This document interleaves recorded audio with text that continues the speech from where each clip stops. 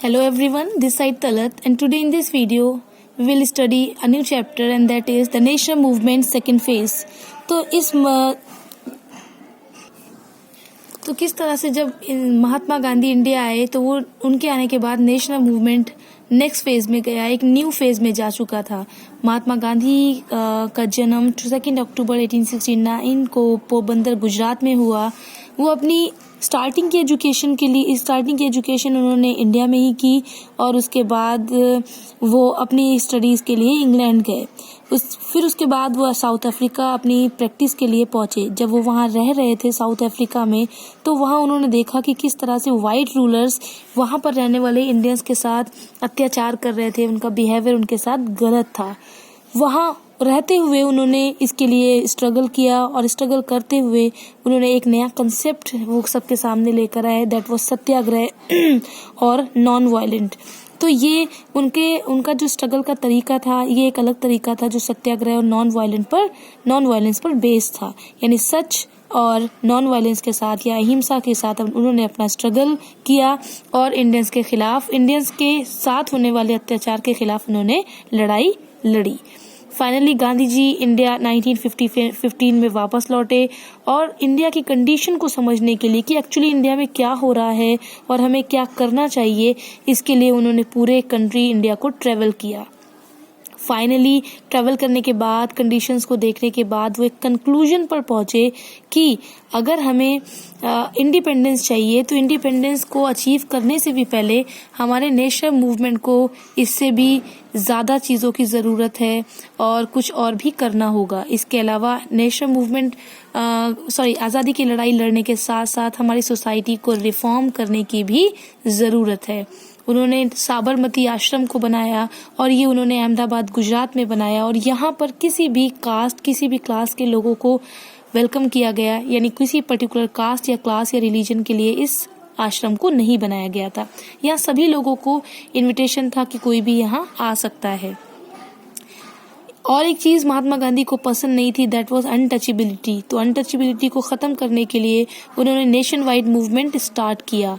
जितने भी lower caste के लोग थे, those were Harijans, those were Dalit and all, उन सारे लोगों को महात्मा गांधी ने हरिजन कहकर बुलाया। तो लोअर कास्ट के लोगों को हरिजन कहने का मतलब था, हरि मतलब भगवान, जन मतलब लोग, यानी भगवान के लोग या भगवान के चिल्ड्रन। गांधी जी ने जितने भी गांव के क्राफ्ट थे, हाथ का काम करने वाले जो लोग थे, तो जितना भी गांव में किया जाने वाला काम था उसे भी रिवाइव किया, उसे भी स्टार्ट किया और बहुत सारे गांव में उन्होंने कई छोटी छोटी इंडस्ट्रीज भी स्टार्ट की। उन्होंने चरखे को भी पॉपुलर किया और चरखे को पॉपुलर करने के साथ साथ उन्होंने खादी को पॉपुलराइज किया as a symbol of self reliance, यानी अपने ऊपर विश्वास करने के लिए एक सिंबल उन्होंने पॉपुलराइज किया, दैट वाज खादी। तो ये था कुछ इंडिया में आने के बाद महात्मा गांधी का काम। Now we would read the first topic, that is early campaign, first heading की early campaigns। महात्मा गांधी ने इंडिया में आने के बाद कौन कौन से काम किए, कौन कौन से किस किस जगह कैंपेन्स को किस किस के लिए स्टार्ट किया।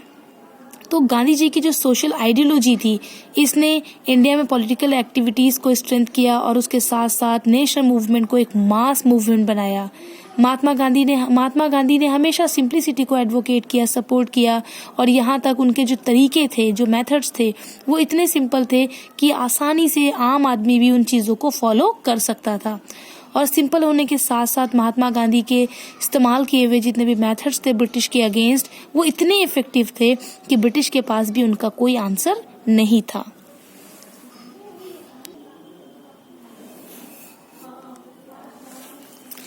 पहला मूवमेंट गांधी जी ने जो स्टार्ट किया, ये चंपारण बिहार में 1917 में शुरू किया गया।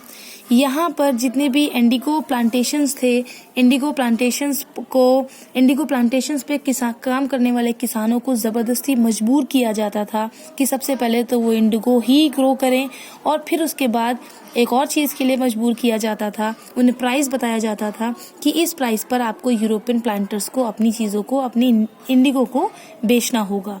और ये जो प्राइसेस इनके लिए फिक्स किए गए थे, ये बहुत ज़्यादा लो थे, बहुत ज़्यादा कम थे। गांधी जी ने इसके अगेंस्ट प्रोटेस्ट किया और गवर्नमेंट को मजबूर किया कि वो इस प्राइस को इंक्रीज करें, इस प्राइस को बढ़ाएं और जो प्लांटर्स हैं उनको थोड़ा पैसा ज़्यादा उन्हें देना होगा। तो फिर उसके बाद 1918 में, ये था 1917 का, 1918 में गांधी जी अहमदाबाद की टेक्सटाइल मिल में काम करने वालों के खिलाफ उन्होंने अपना मूवमेंट, अपना प्रोटेस्ट स्टार्ट किया। यहाँ पर काम करने वाले लोगों को बहुत कम सैलरी दी जाती थी, तो इसके अगेंस्ट उन्होंने, महात्मा गांधी ने मिल ओनर्स को बोला कि इनकी सैलरी, इनकी वेजेस को रेज किया जाए। इसके बाद गांधी जी पहुंचे गुजरात के कैरा खेड़ा नाम की जगह पर। यहाँ पर ये पीजेंट्स के साथ थे, यहाँ पर एक किसानों के साथ थे। उनका गुस्सा इस बात से था कि गवर्नमेंट जो जिस तरह से टैक्स कलेक्ट कर रही है किसानों से, तो यहाँ पर उस जगह पर उस टाइम पर क्रॉप्स फेल हो चुकी थी, कोई भी फसल नहीं हुई थी। तो उनका प्रोटेस्ट इसलिए था कि इस बार किसानों से कोई भी टैक्स ना लिया जाए। फिर नेक्स्ट है 1919 में, गांधी जी इस टाइम तक एक पॉपुलर लीडर बन चुके थे।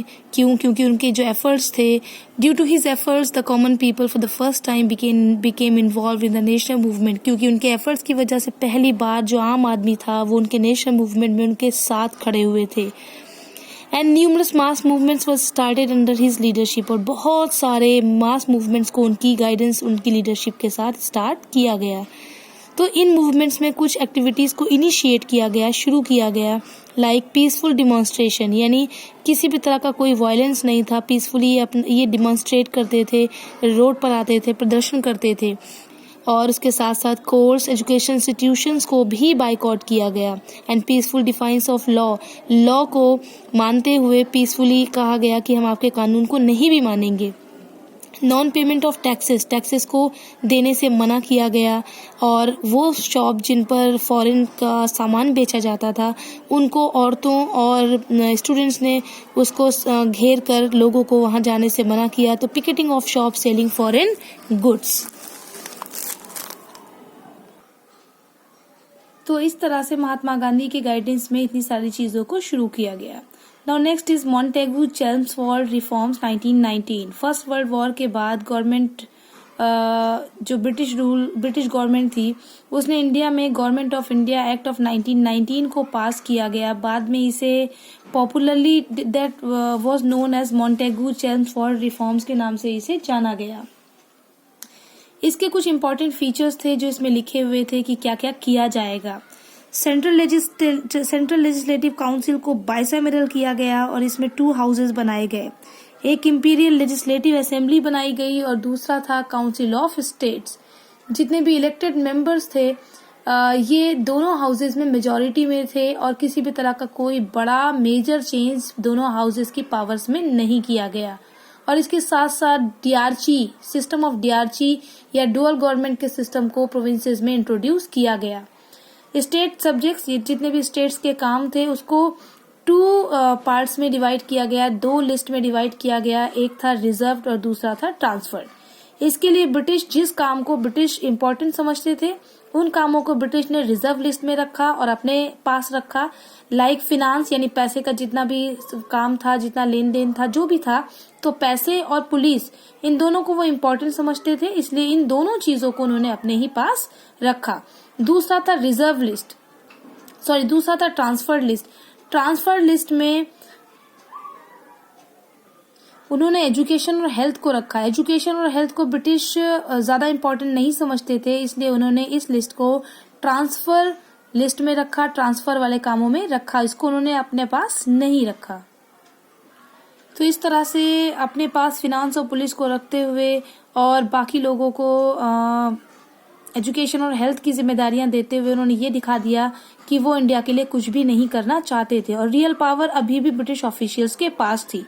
ये जो एक्ट आया 1919 का, इससे इंडियन काफी डिसअपॉइंट हुए, पूरे कंट्री में प्रोटेस्ट स्टार्ट हो गए, और मार्च 1919 में ब्रिटिश गवर्नमेंट ने एक नया एक्ट पास किया, दैट वाज रोलैट एक्ट। और इस रोलैट एक्ट के through government of India means जो ब्रिटिश गवर्नमेंट थी इंडिया की, वो किसी को कभी भी बिना वारंट के अरेस्ट कर सकती थी, उसे जेल में डाल सकती थी और उसके साथ कोई ट्रायल नहीं किया जाना था। मीन्स किसी भी तरह का कुछ नहीं होना था उसे प्रूव करने के लिए कि वो गिल्टी है भी कि नहीं। तो विदाउट ट्रायल किसी को कभी भी बिना वारंट के किसी को जेल में डाला जा सकता था। इन सब चीजों ने पब्लिक को और ज्यादा गुस्सा दिलाया और ज्यादा पब्लिक नाराज हो गई और मास डिमॉन्स्ट्रेशन स्टार्ट हो गए। पूरे कंट्री में कंट्री वाइड एक प्रोटेस्ट स्टार्ट हुआ एंड ये प्रोटेस्ट 6 अप्रैल 1919 को ऑर्गेनाइज किया गया। और 6 अप्रैल 1919 को जो प्रोटेस्ट ऑर्गेनाइज किया गया वो नेशनल ह्यूमिलेशन डे की तरह से ऑब्जर्व किया गया, यानी ये माना गया कि पूरे कंट्री इंडिया की इंसल्ट की जा रही है। अब इसके बाद होना था 1919 में ही जलियांवाला बाग मसाक्रे हुआ, जिसमें हजारों लोगों की जान, बेगुनाह लोगों की जान ले ली गई और वो लोग निहत्थे थे। So we will read under the heading and the topic Jallianwala Bagh massacre. So we will start this in next video. Till then, do take care, do keep watching my videos, take care and bye bye. Thank you.